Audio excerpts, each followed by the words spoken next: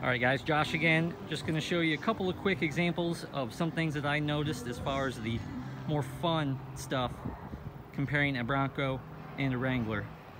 First thing you're gonna see, there's no door frame on this door. Unlike a Wrangler where you have an entire door frame that you have to take off, all that comes off is this little section right here.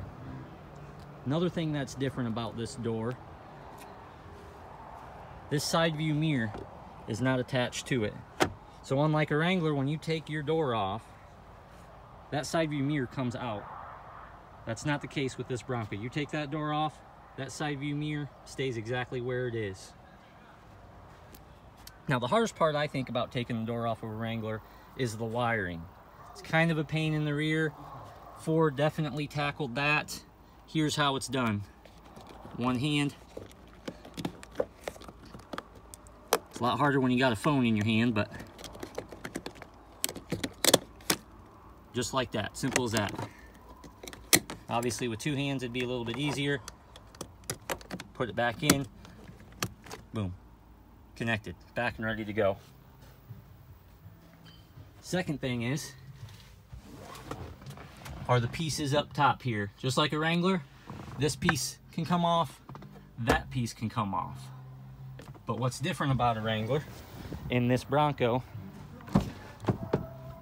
is this piece right here. This section will come off. This is a 4-piece top. So you got these two pieces up here. You got this section over the passenger seats. And then, again, all of that top will come off as well. Now you're probably asking yourself, what happens when you take the doors and top off? Unlike a Wrangler, where you basically just throw it in there and it rattles around. Hopefully you don't scratch it up. It's gonna come with bags, individual bags for each section. So you can see here, this bag is for the front door on the driver's side. And what's even cooler in here is there's a stacking unit to where it will fit in the back of this. Organized, designed by the factory to do that.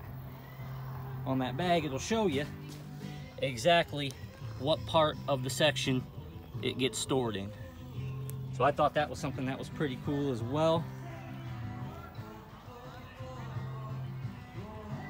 So there's a lot more to talk about. Once we get one that hits the lot, we'll do some real demonstrations on how to take it off, what to do. But those were the quick couple of things that I noticed from a fun perspective that was different in this Bronco compared to a Wrangler. If you have any questions, or if you want to know what's different, or you have a question about what's different, just leave us a comment. We'll be more than happy to answer those. But again, once we get these in, we'll do a couple of really good hands-on videos to show you in depth some of those differences.